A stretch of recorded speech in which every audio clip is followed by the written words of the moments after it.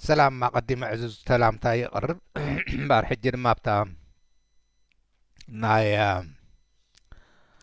زم سلمتي أفريقيا ناب أمريكا استشطوا هيوتهم كمي كم زنبرة إذا بهاينريش هيلشتاين زقربت مصحفة بأمه جميرة نرئة እሱ ድማ ምስ ጭቆና ብሓፈሽኡ ብፍላይ ድማ ምስ ናይ ህዝቢ ኤርትራ ዘሎ ጭቆና እንታይ ዘመሳስል ኣለዎ ወይ ከዓ እንታይ ዝፈላለዩ ኣለዎ እቲ ሓደ ፈላለ ክትብሎ ትኽእል እቲኦም በቶም ጻዓዱ ከም በራዩ ካብ ትሑታት ፍጥረት ከም ዝረአዩ እዩ ሳላ ታፍልልያ እዚ ናይ ጉጅለ ናይ ሳሕል ግን ኤርትራዊ ተመሲሉ ነቲ ህዝቢ ኤርትራ ብተመሳሳሊ ኣገባብ ጭቁኖ ከም ዘሎ ወይ ከዓ ድማ እንታይ ዘመሳስል ምስኡ ኣሎ ንምርኣይ ንኣብነቱ ብዝሓለፈ እዋን እንታይ ዘመሳስል ረኺብና ነርና እቶም ጸለምቲ ኣሜሪካውያን ብመሰል ምስኣን ተዛሪቦም ጠሪዖም ዝሰምዖም ስለ ዘይብሎም ናብ ዓባሳት ከም ዝተቐየሩ ርኢና ነርና ኣባና ድማ እንድሕር ዳ ርኢናዮ ህዝቢ ኤርትራ ድማ ብኸምኡ ልክዕ ናብ ዓባስ ተለዊጡ መሰሉ ዝሓተሉ ደቁ ተገፊፎም እንዳኸዱ ወይ ከዓ ንርእሱ ተገፊፉ እንዳኸደ እውን ክንብሎ ንኽእል ኢና ደቁ ከይበልና ህዝቢ ተገፊፉ እንዳኸደ ተሓይሊ ዘለዎ ከምኡ እንዳ 60,000 ዝኾኑ ሬሳታት ከይተረድእ ከሎ መልሲ ናብ ውግእ ተሸብሸብቲ አንጎት ክብሎ ከሎ ዝመስል እንዳረኣየ ከሎ ኣፉ ዓቢሱ ስቕ ዝብል ትፍርህ ድማ ክሳብ ኣብዞም ኣብ ወፃኢ ዘለዉ ምስቲ ናይ ድሕረት ተሓዊሹ እዞም ኣብ ወፃኢ ዘለውን ብዙሓት ገለ ኣባላት ወይ ከዓ ሓያሎ ሰዓብቱ ነቲ ኩነታቱ ዝድግፉ ትርኢ ስለዚ ሓደ ካብቲ ምስቶም ጸለምቲ ዘመሳስል ህዝቢ ኤርትራ ኣሎ ምክንያቱ ንመሰሉ ክጥርዓሉ ጠሪዑ ዝሰምዓሉ ስለ ዘይረኸበ ናብ ዓባስ ተለዊጡ ይኽብለካ ዝኽእል ኣሎ ከምኡ ድማ ሓንቲ እንድሕር ዳ ርኢና ነርና ዘኻኺራህኑ ናብ ዝሓለፈ እዋን ሓብ ኢትዮጵያ ቆልዓ ምብላዕ ዝለመደ ዝብኢ ቆልዑ ምብላዕ ዝለመደ ዝብኢ ነይሩሲ ሓደ ድሓር ሓሳት ሕማም ስራሕ ተዋሂብዎ ሒዝዎ ነቲ ዝብኢ ብትራፓ ብመጻወድያ ገሪ ሒዝዎ ይርአ ነይሩ ኣባና ድማ ኣብ ወይ ካብዞም ጸለምቲ እንታይ ነቢብና ነርና ብኣምሆ 1400 ብኣናፁ ከም ዝተነኽሱ ጸብጻብ ርኢና ነርና ኢና ብ1966 ሕጂ ኣባና ድማ ብኤርትራ ድማ ዝብኢ ሰብ ዝበልዕ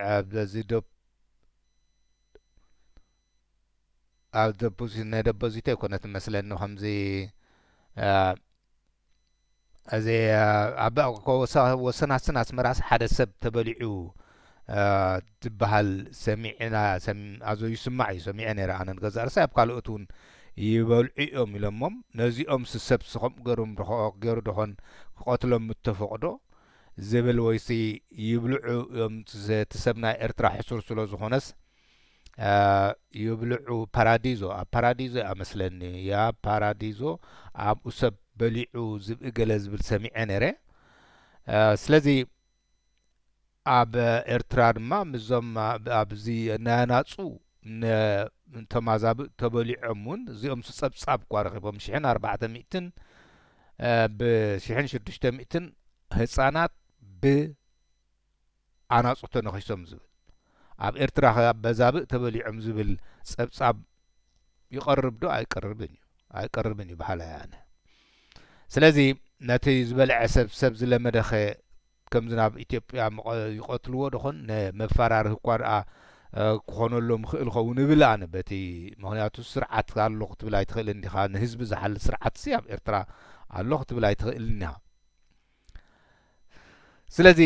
መስኡ ድማ ሓንቲ ድማ እንታይ ርኢና ነርና ምዞም ናይ ጸለምቲ ትኸይድ ምስ ናህና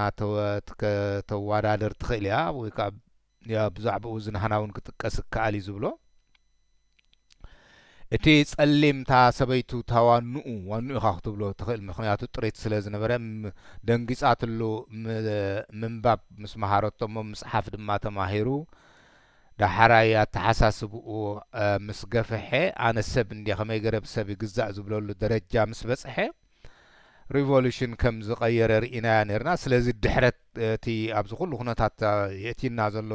ነዚኦም ከም ንስዕብ ዝገብረና ዘሎ ድማ ድሕረትና እዩ ምክንያቱ እቲ ጸሊም ቅድም ከይተማሃረ ከየስተውዓለ ከሎ ከም ግቡኡ እዩ ዝወስዶ እዚኣቶም ጻዓዱ ፍሉያት ፍጥረት ንሕና ድማ ጸለምቲ ንዕኦም ኣገልገልቲ ክንከውን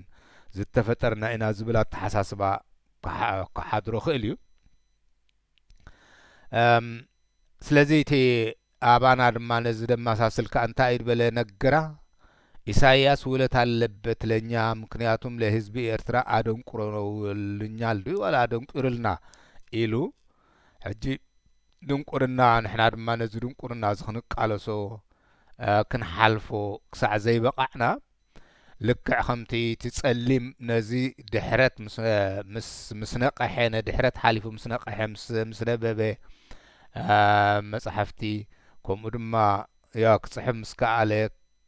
ክመዝን ዝኽእል ዓቕሚ ምሰጥረ ናይ እምሮ ዓቕሚ ሽዑ እምበኣር ኣነ ሰብ እንዲያ ኢሉ ንመሰለይ ኢሉ ክንቀሳቐስ ክቃለስ ዝጀመረ ንሕና ድማ ከምቲ ነገራ ዝበሎ ኣደንቁረናል ኢሉ ሓቁ ኢኻ ኢትዮጵያ እታ ሓንቲ ዩኒቨርሲቲ ዝነበረ ተዕፅዩ በቃ ትመሃሩለኹም እንዳበለ ዘይረብሕ ትምህርቲ እንዳሃበ ኣብኡ ዝጉጅለ እዚ ንህዝቢ ኤርትራ ኣደንቁርዎ እዩ ስለዚ ዙን ዘማሳስል አሎ ምስቶም ጸለምቲ ምክንያቱ ንትምህርቲ ኣይፍቀዶም ንትምህርቲ ሲትረፍ በጸሎት ኳ ከኣቱ ኣይፍቀዶም ነይሩ ኣይፍቀዶም እዩ ነይሩ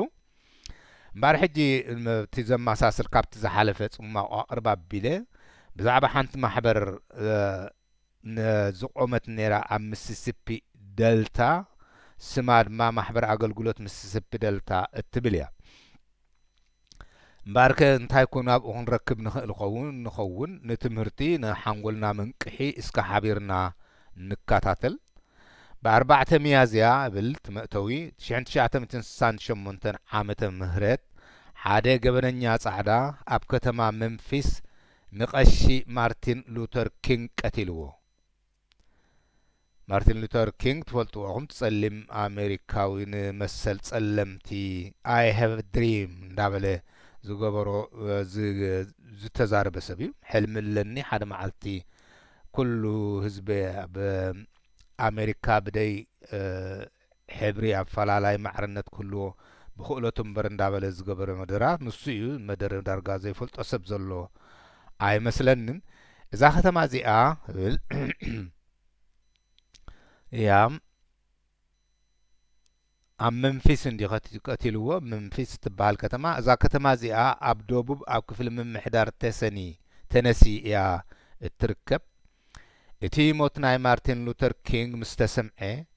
ከም ብዘይተሓስበ ደወል ዓዲ ምስ ተደወለ ንሰብ ዘሰንብዶ ንብዙሓት ኣሜሪካውያን ኣሰንቢድዎም እዩ ኣብታ ኣብ ዓለም ከም መደበር ነጻነት ዝዝረበላ እንታይ ዝብል ዘሎ ኣብታ ኣብ ዓለም ከም መደበር ናጽነት ዝዝረበላ ኣሜሪካ ነዚ ናይ ዓሌት ምስትንዓቕ ገና ክትሓልፎ ኣይከኣለትን ስለዚ ንሕና ድማ እቶም ሓበሻ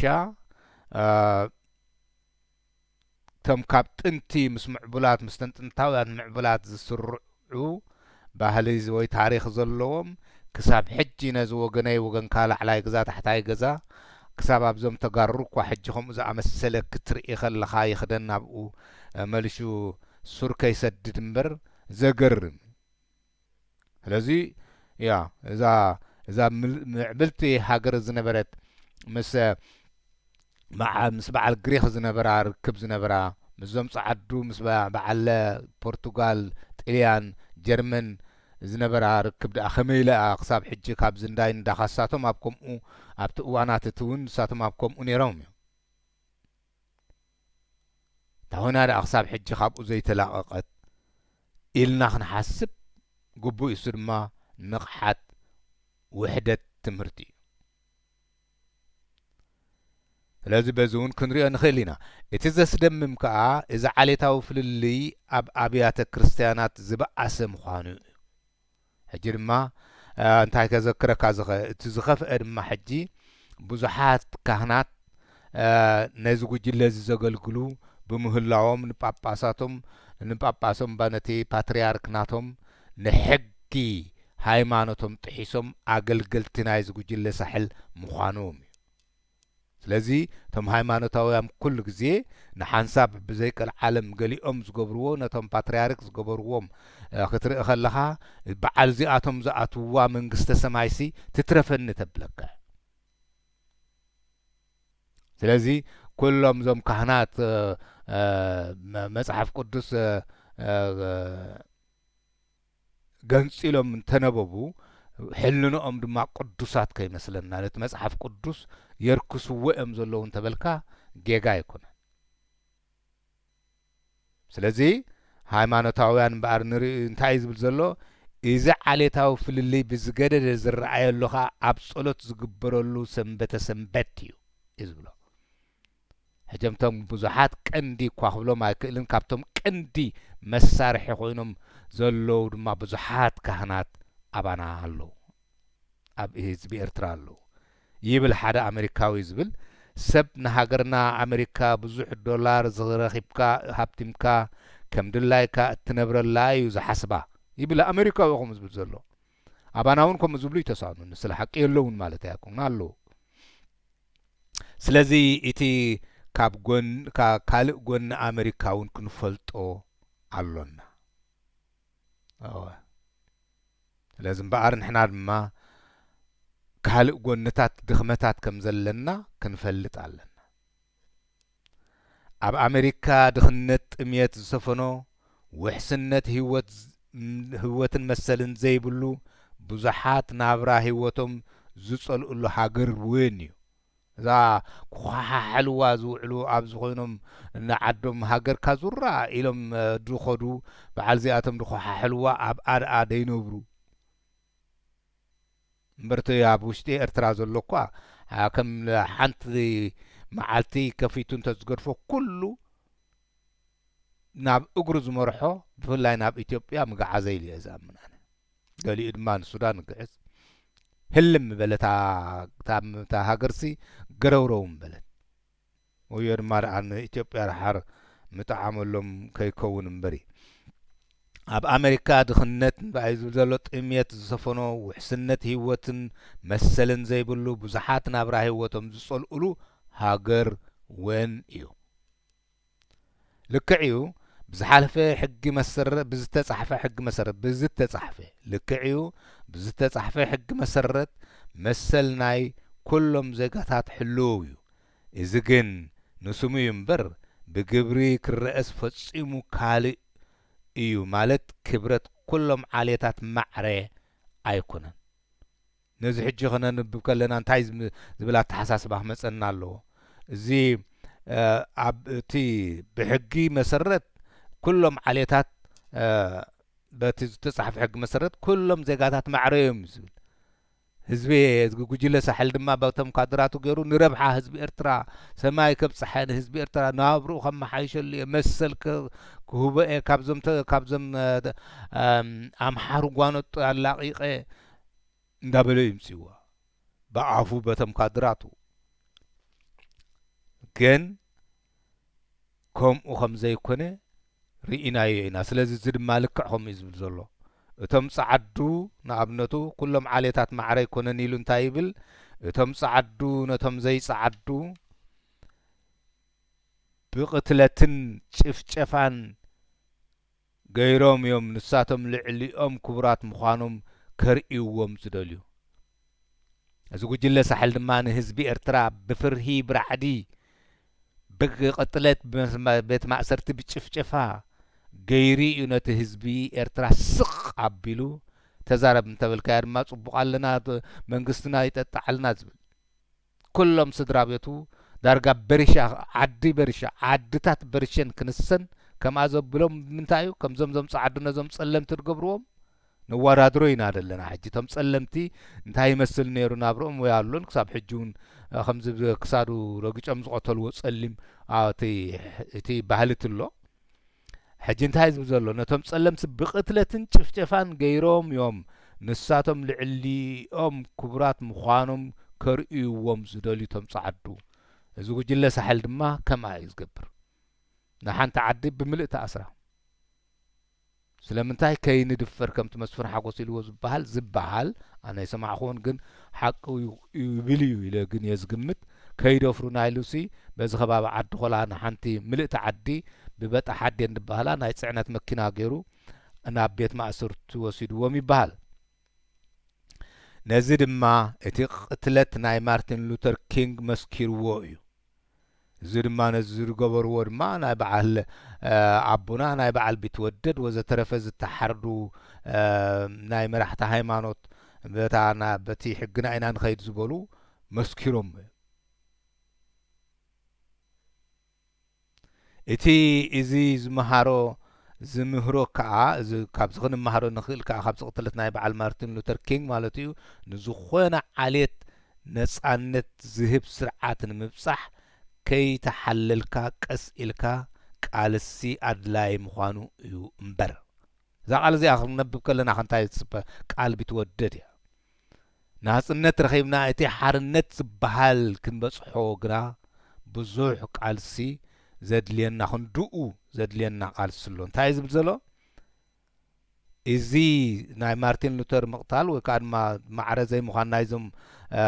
زي صعدو إزي إتي زي زمهرو كأن زخونا عليه نسعى زهب سرعات نمبصح نتحارنت نمبصح إيد بلا بتوددك نتحارنت نمبصح نبلا كي تحللك كأسئلك قالسي أدلاي مخاني إيو زمهر نويح قالسي زلنا نحارنت بلو بتودد يذكرك سلازي يما أساس زم أساسل إنا نرئ زلنا مالتي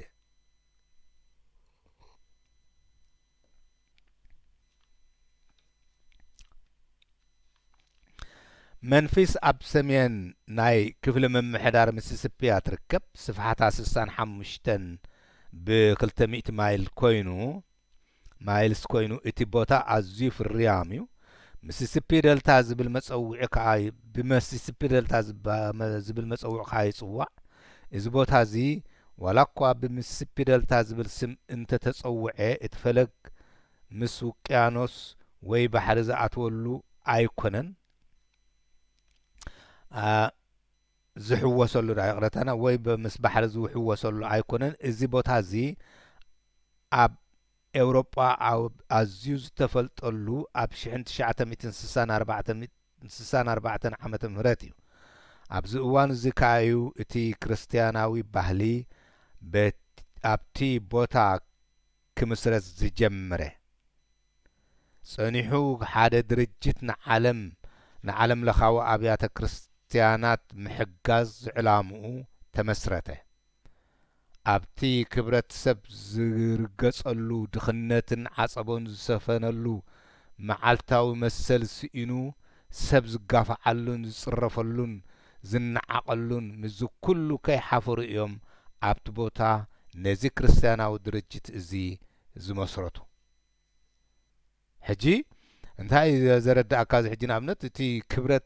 انا عالم لخاوي نمحجاز انتهي مزو قبرو دلوز محبر الزنبار عالم لخاوي كريستيان نمحجاز كبل كله عنه زي قجلة ساحل دما إساياس دما نأوغاندا دو نسودان دو نيمن دو اندا سدده عالم لخاوي وق نزقبرو ابو هيوت ارتراويان يحلف كوم يزردان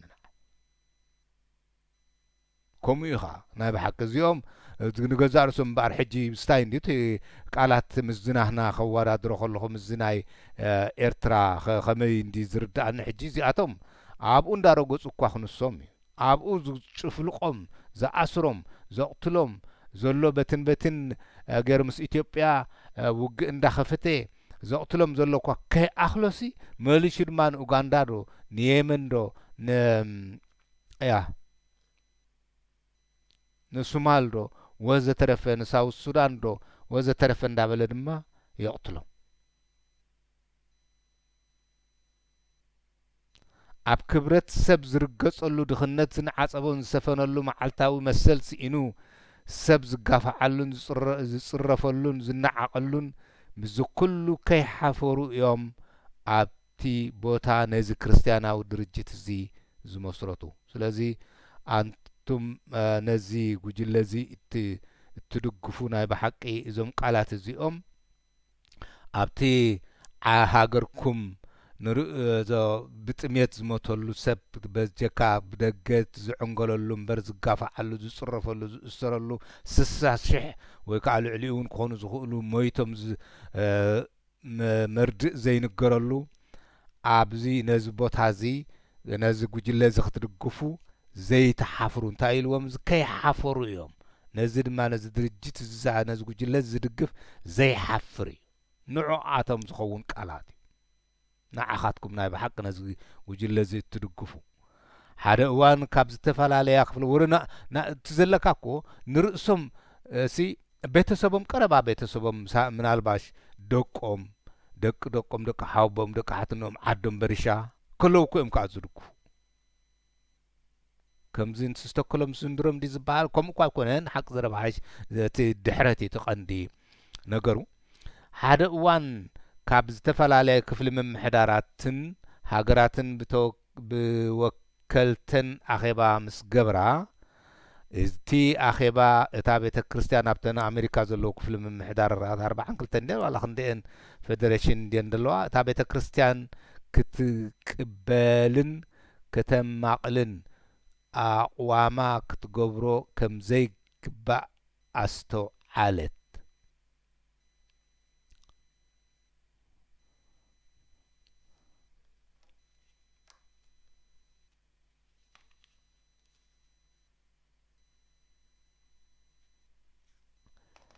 እቲ መራሕ ናይቲ ጉባኤ ዶክተር ቪሰርት ሁፍት ዝበሃል ነበረ ንሱ እታ ቤተ ክርስቲያን ናይዚ ቦታ እዚ ክሳብ ሕጂ ካብ ዝረኸበቶ ሓገዝ ናይ ምምቕቓል ተበግሶ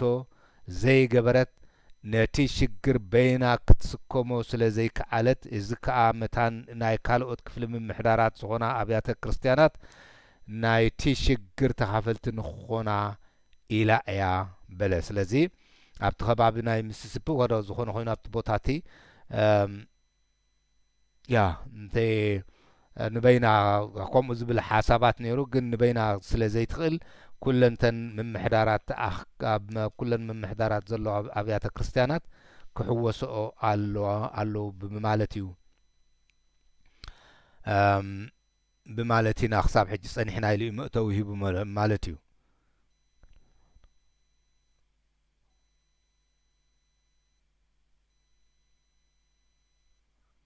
እንታይ ኣብዚያ ስታይ ኣቢላ ዘላ ስንድሕር ደኣ ንሪኣ ኣለና ኮይና ሳብዚ ሓንቲ ጻዕዳን ጸላምን ኣለዋ ጥቃን ኮፍ ዝበላ እሞ እንታይ ኢሉ ኣብኡ ኣብቲ ሓፁር ሓፂሒፉሎሲ ንገለ ጻዓዱ ካብ ዝጠመዩ ኣፍሪቃውያን በገንዘብ ምሕጋዝ ኣብ ጥቓ ጸሊም ኮፍ ምባል እዩ ዝያዳ ዝኸብዶም ኢሉ ነቶም ኣብ ኣፍሪቃ ዘለዉ ጡምያት ዝበሃሉ ንሕና ሃብታማት ኢና ምኾኑ ክሕግዙ እዩ ዝቐሎም ካብ ኣብ ኣሜሪካ ዘሎ ጸሊም ኣብ ጥቕኡ ኮፍ ንምባል ክሕግዝዎስ ይትረፍ እሞ ርሓቕ ገለመለ ኢሎም ኣጋፍዕዎ ይቐትልዎ እንዲ ኢልና ዘሎ እቲ ኣብ ዓለም ዘሎ ፓራዶክስ ዘገርም እዩ ያ ኣባና ድማ ያይ ደቐትለናን ደሙተናን ስኢኑን ህዝቢ ኤርትራ ውሒድዎስ ንየመን ዶ ንኡጋንዳ ዶ ንኮንጎ ድዩ ንኮንጎ ይመስለን ንኮንጎ ዶ እንዳሰደድካ ሰብ ተቕትል ማለት እዩ ንሶማል ዶ ንሳውዝ ሱዳን ዶ ስለዚ እምበኣር ብምቕጻል እንታይ ዝብል ኣብዚ ጽሑፍ እቲ ንሚሲሲፒ ደልታ ሓገዝ ከም ዘድሊ ዘምጽአ ሓበሬታ ካብቲ ቦታ ሚሲሲፒ ደልታ ኣይኮነን እቲ ነዚ ኣድላይ ሓገዝ ኣብ ግብሪ ከም ዝውዕል ዝገበረ እቲ ጉባኤ ናይ ኣብያተ ክርስቲያናት ናይ መላእ ኣሜሪካ ቤት ጽሕፈቱ ኣብ ኒውዮርክ ዝኾነ እዩ እቶም ተሳተፍቲ ናይዚ ጉባኤ እዚ ኣብ ጉባኤታት ሳሕቲ ዝፍጸም እዮም ገይሮም ማለት ወሲኖም ነቲ ሽግር ዓው ኢሎም ተዛሪቦምን እቲ ምኽንያት ድማ ናቶም ድኽመት ምዃኑ ብጋህዲ ተኣሚኖምሉን እዮም ኣብኡ ዘሎ ትናህና ሕጂ ጌጋና ክንደይ ካባና ይኾን ብጋህዲ እንእመን እዩ ዘሎ እሞ ብልቢ ከዓ ብኣፍካ ደይኮነስ ብልቢ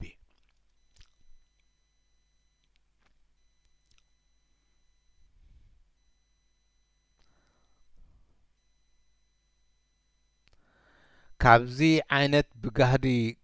ከምዚ ዓይነት ብጋህዲ ምዝራብ ኣብ መራሕቲ ኣብያተ ክርስቲያናት ዝውቱር ኣይነበረን ኣብ ሃገርና ክግበሩ ዘይግብኦም ይግበሩ እዮም ግን ነዚ ንምትዕርራይ ዓቕሚ ስለ ዘይብልና ኢና ሓንቲ ዘይገበርና ኢሎም ምኽንያት ኣይደለዩ እንታይ ደኣ ተኣሚኖም ስለዚ እቲ ጉባኤ ዓቕሚ የብለይን ኢሉ ስቕ ከይበለ ነቲ ሽግር ዝፈትሕ ሚኒስተር ሚሲሲፒ ደልታ ዝጽዋዕ ድርጅት ኣቆመ በዚ ከዓ ድማ ብዙሕ ተቃውሞ ገጠሞ በዚ ድማ ብዙሕ ተቃውሞ ገጠሞ ብፍላይ እተን ኣብ ሚሲሲፒ ዝርከባ ኣብያተ ክርስቲያናት ኣዝየን ተቃወማ እቶም ጸዓዱ ኣባላት ናይተን ቤተ ክርስቲያን መለክተ ክርስቲያናት ነቲ ንሳቶም ኣብ ጸለምቲ ዘለዎም ኣቕዋምን ዘውረዱሎም ብድዕን መጽሓፍ ቅዱስ ዝኽልክሎም ኮይኑ ኣይስምዖምን በቃ ነቲ ዝገብርዎ ኩሉ ብድዕሲ ኣብቶም ጸለምቲ ዝገብርዎስ መጽሓፍ ቅዱስ ዝኽልክሎም ኮይኑ ኣይስምዖምን ኢሉ ልክዕ ከምዝና ጉጅለ ሳሕል ሕጊ እውን የለን ንሽሙ ተጻሒፉ ሁሉ ኸውን አይደነው አንታ ክትጻሓፍ ከይተኣወጀ ሞይትዩ ዝበሎ እንዲ ስለዚ ሕጊ ንሳቶም እዮም ግን ሕልናኦም አትልብ ሕልና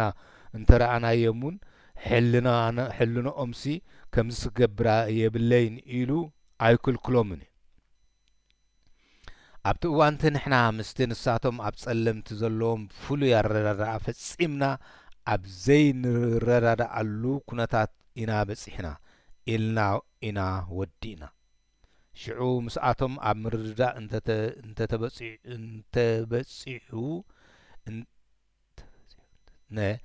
ሽዑ ምስኣቶም ኣብ ምርድዳእ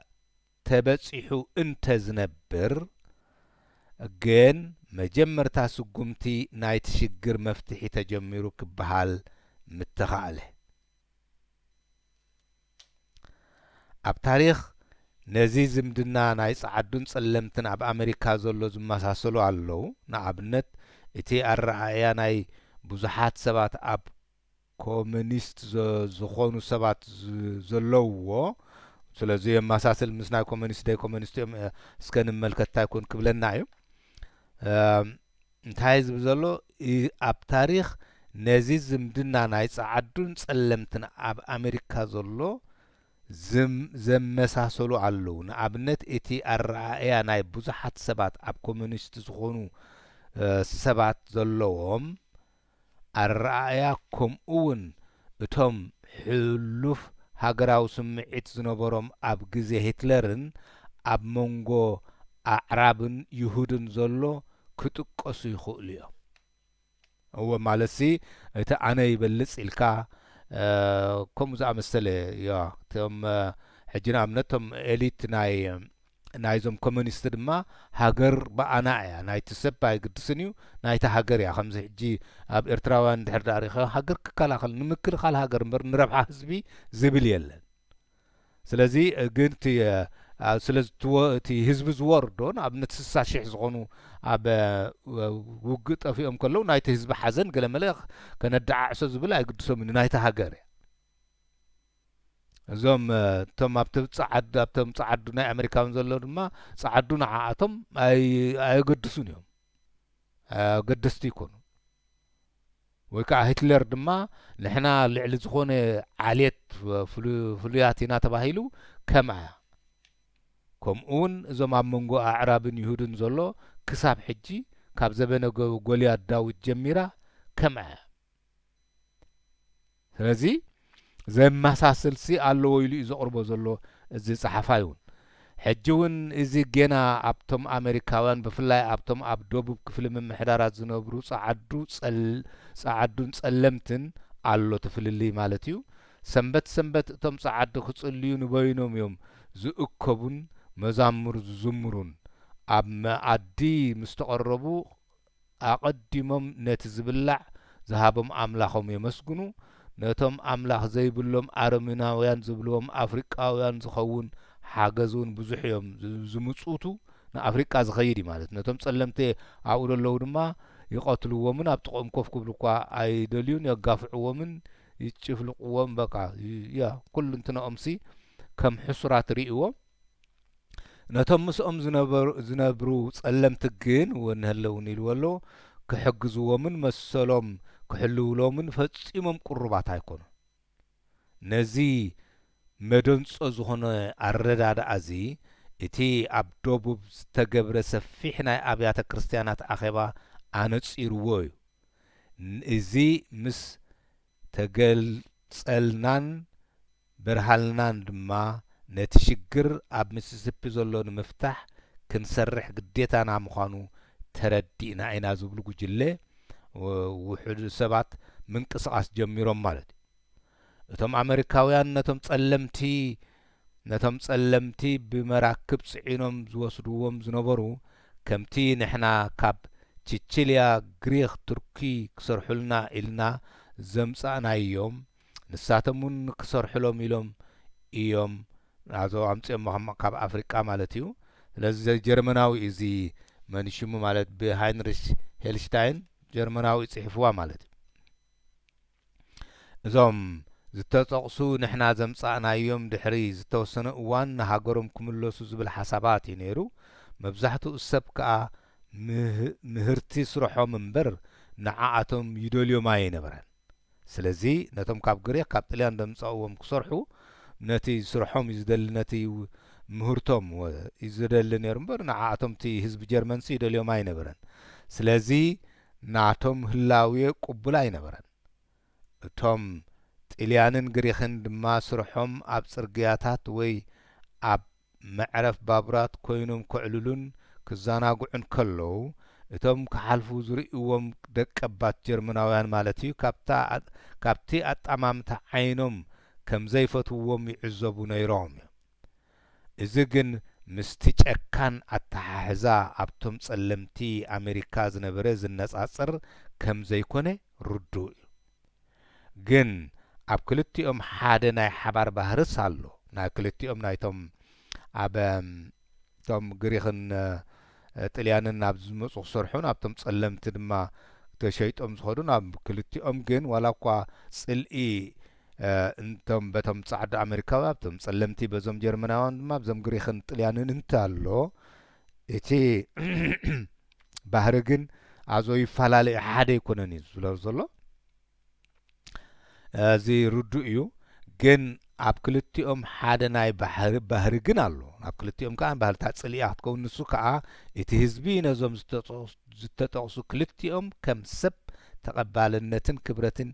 ኣይሃቦምን ግን ዋላ እኳ ብመልክዕ ጭጉራፍ ከምቲ ኣብቶም ጸለምቲ ዝነበረ መግረፍቲ ኣይኹን እምበር እቲ ንሰብ ክብረት ምኽላእ እውን ኣዝዩ እዩ ዘሳቒ እዩ ዝብሎ ስለዚ ያ ኣብዚ ኣሎ ኣብዚ እንታይ ንኣብነቱ ሓደ ኣብ ሓበሬታ ዝወፀ ነይሩ እንታይ ትብል ኣብዚ ዘላ ትርእይዋ እንድሕር ዳ ኣለኹም ኣብዚ ኣብኣ ኣደላ ኣብዚ ኣደላ ጸለምቲ ኣርኣያ እንታይ ትቢ ሶልድ ዘርእስታ እያ ኣብኡ እንታይ ትብል ሓንቲ ምልክታ እንድያ ነይራ እንታይ ትብል እታ ምልክታ 250 ኔግሮ ጥዑያት ዝብሎ ከምዚ ንጥሪት ንመሸጣ ሱባሓት ትብለን ጥዑያት ሕጂ ዝኣትዉ ንመሸጣ ትብል እያ እታ ሓበሬታ ነይራ ስለዚ ባርያ ክሸይጥ ዝደሊ ከምዚ ንዕዳጋ ሓሙስ ወዲድ ይበሃል ኣብ ኣስመራ ድኸይድ ፋስጋ ገለ ክኸውን ከሎ ባርያ ዝደለየ ጥሪት ባርያ ዝደለየ ድማ ብከምዚ ሓበሬታ ይረክብ ሞ ናብቲ ዕዳጋ ባርያ ይኸይድ ነይሩ ማለት እዩ እዚ ምልክታ እዚ ቅድሚ 200 ዓመት ዝወፅእ ሓበሬታ ኢሉ እቶም ገዛእቲ ነቶም ኔግሮ ዝገዝኡ ማለት እዩ ነቶም ኔግሮ ብኣልኮሆልን ኣጭርቕትን ተመሳሰልቲ ነገራትን እዮም ዝገዝእዎም ነይሮም ለዚ ለውጢ እዩ ነይሩ ማለት ብገንዘብ እውን ኣይኮነን ንዝመጽእ 6 ጉንበት ሓንቲ 250 ምሩጻት ጥዑያት ኔግሮ ዝሓዘት ክትኣቱ እያ እቶም ኔግሮ ዝበዝሕ ምክንኻን ተገይሩሎም እዩ ጥዑያት እዮም ማለት እዩ መታን ፍሮማይ ከይሓሙ ግን ጥንቃቐ ክግበረሎም ኣለዎ ዝብል ስለዚ ነዚ ሓበሬታ እዚ ባርያ ክገዝእ ዝደሊ ማለት እዩ ይመጽእ ናብቲ ዕዳጋ ማለት እዩ ታሪክ ክርስትና ምስ ንዕዘብ ብላሎ ክልተ መልክዕ እዩ ዘለዎ ሕጂ እዚኣ ክነብብ ከለኹ ድማ ናይ ብሓቂ እቶም ከምዚ ገይሮም ነቲ ብታሪክ ክርስትና ኣሉታዊ ጎኑን ኣወንታዊ ጎኑን ዘምጽኡ ከምዚ ገይሮም ዝጽሕፉ ነቲ ታሪክ ምስልምና ንዓና ድማ ዝጸልወና እንተ ዝርከቡ ከመይ ጽቡቕ ረብሓ ዘለዎ ምኾነልና ነይሩ ንንቕሓትና እንታይ ይብል ኣሎ እስከ ክንሪኦ ኢና ግን ኣቐዲመ ምዝራበይ ከዓ ናብ ካልእ ከዓ ኸላግስ ታሪክ ክርስትና ምስ ንዕዘብ ክልተ መልክዕ እዩ ዘለዎ ንሱ ከዓ ኣብ ግዜ እቶም ቀዳሞት ክርስቲያን ወዲ ሰብ ድኻ ይኹን ሃብታም ብኽብረት ማዕረ እዩ ነይሩ ቀደም ተመጀመርያ ኣብቲ በዓል ክርስቶስ ዝንቃሳቐስሉ ሐዋርያት ዝንቃሳቐስሉ ዝነበሩ ማለት ኣብ ግዜ በዓላት እውን ድኻታት ይኹኑ ሃብታማት ብሓደ ሓቢሮም ኣብ ሓደ መኣዲ እዮም ዝቕረቡ ነይሮም ይብል ኣነ መስለኒ ኣብ ምስልምና እውን ኣብ መብዛሕትኡ ክሳብ ሕጂ ይህሉ ይኸውን እዮም ገለገሊኡ ግን ክህሉ ከም ዘይክእል ፍሉጥ እምበር እዛ ባህል እዚኣ ኣላብቶም ይሁድ እውን በቃ ንባርያኻ ንጥሪትካ እኳ ከም ዝበሎ ዝብል ክህሉ ከም ዝኽእል ጽቡቕ ምክንያቱ እቲ ሃይማኖት መሰረታዊ ናይ ምዕባለ ናይ መሰል ምዃኑ ዝከሓድ ኣይኮነን ኣብቲ ዘበንቲ ሓደ ባርያ ምስ ጎይቱኡ ኮፍ ምባል ንቡር እዩ ነይሩ እታ ቤተ ክርስቲያን ናይቲ ግዜቲ እቲ ማዕጾኣ ንኹሉ ክፉት ስለ ዝነበረ ንድኹማትን ጭቁናትን ጠቃሚት እያ ነይራ ማዕጾ ናይታ ቤተ ክርስቲያን ክፉት ስለ ዝነበረ ድማ እቲ ክርስትና ቀልጢፉ ከም ዝዝርጋሕ ኮይኑ እዩ ጸኒሑ ግን ኣብታ ቤተ ክርስቲያን ካልእ ባህሪ ተራእየ ንሳ ማዕጾኣ ዓጸወት ናብቲ ናይ ማእከላይ ዘበን ዝነበረ ባህሪኣ ተመሊሳ ንዘይ ይሰማምዑዋን ንዘይ ደለየቶምን ኣብ ምጭቋንን ምውጋዝን ኣተወት ትብል ከምዚ ኣብ ሓበሻ ወይ ከዓ ብኤርትራ ዘሎ ሕጁን ከምኡ በቃ ንዝደለየቶም ንዘይደለየቶም ብዚኣ እኳ እታ ቤተ ክርስቲያን ኣይኮነትን ሓቂ ዘረባሓይሽ እቲ መሳርሒ ናይቲ ጉጅለ ስለ ዝኾነት እታ ቤተ ክርስቲያን እያ እምበር እታ ቤተ ክርስቲያን ኣይኮነትን እያ እንታይ ደኣ መሳርሒ ናይቲ ጉጅለ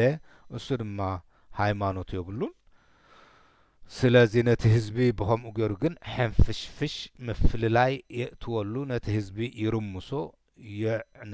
ነቲ ምዕባለ የዕንወሎ ነቲ ህዝቢ ድማ እውን የጽንተሎ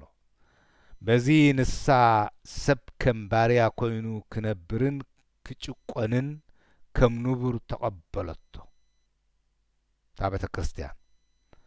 ስለዚ በዚ መሰረት እዚ በዚ ንሳ ሰብ ከም ባርያ ኮይኑ ክነብርን ክጭቆንን ከም ንቡር ተቐበለቶ ስለዚ ሲ በዚ ክትሪኦ ከለኻ እቲ ባህሪ ናይ ምስልምና ዘይ ኣሎ ኣብዚ ክትብሎ ትኽእል ኢኻ ምክንያቱ ሓደ ዘየስላማይ እንድሕር ዳ ኮይኑ ከምኡ እቲ ዋላ ኣብ ቁርኣን ዝርከብ እዩ መስለኒ ተዘይተጋግየ ቅሬታ እንድሕር ተጋግየ ኣብ ተረፈ ግን ሓደ ዘየስላማይ ይሁድ ወይ ከዓ ክርስቲያን እንድሕር ዳ ኮይኑ መድሓኒ ነፍሱ እንዳኸፈለ ክነብር ኣለዎ በዓለ ሩማንያ ሕጂ ብከምኡ ድሒና ኢሉ ዘዛረበና ሓደ ሰብ ኣሎ እንድሕር ኣረሚን ኮይኑ ድማ ወይ ክምስልም ወይ ከም ባርያ ክሽየጥ ወይ ክቕተል ኣሎ እዛ ቤተ ክርስቲያን ድማ ኣብዚ እዋን ብመሰረት ዝፀሓፋይ እንታይ እዩ ዝብል ዘሎ በዚ ንሳ ሰብ ከም ባርያ ኮይኑ ክነብርን ክጭቆንን ከም ንቡር ተቐበለቶ እቲ ኣብ ባዞ ብዝተረረውን ክኸውን ይኽእል እምበር ኣብቲ ምስልምና ዘሎ ባህሊ ዘየስላማይ ምስኣ ዘይሰማማዕ ሲ ኣይ ክርስቲያን እንዳ ክትብሎ ትውግዞ እንዲያ ደላ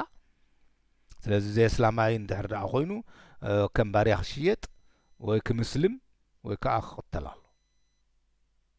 ከምኡ ስለዝኾነ እታ ቤተ ክርስቲያን ኣብዚያ ወዲቓ ከም ዝነበረት እዚ ታሪክ ዝመስክረሉ ለብዚ እቶም በራዩ ከም ክፋል ናይቲ ሕብረተሰብ ኣይተራእዩ ንሳቶም ከም ጥረ ነገር ኣብ ዕዳጋ ዝግዝኡ ዘሚትካ ዝውነኑ ከም ሰደት ዝስደዱ ከም ጥረ ነገር ዝስደዱ ወይ ዝጥለቡ እዮም ነይሮም ክንዲ ዝበራዩ ድልዮምና ኢልካስ ትጠልብ ማለት ጉድ እዩ ሃብታማት ከምኡ ይገብር ዘሎ ዝጥለቡ እንታይ ዝግፈፉ ኣብ ኤርትራውን ኩሕጂ ይጠልቦም ማለት መንግስቲ ይጠልቦም ዶ ሽዑ ነቶም መንእሰያት ንውግእ ከእትዎም እንድሕር ደልዩ ይጠልቦም ክንዲዚ ሰባት ኣድልዩን ኣለዉ ኢሉ ይጠልቦም እሞ ይግፈፉ ኸ ደይንሱ እዩ ብካልእ ኣገባብ ኮይኑ እምበር ልክዕ ንሱ እዩ ሃብታማት ኣባላት ናይታ ቤተ ክርስቲያን ካብቲ ካብ ዕዳጋ ባርያ ዝረኽብዎ መኽሰብ ንቤተ ክርስቲያን ብዙሕ ሓገዝ ገይሮም እዮም ኢሉ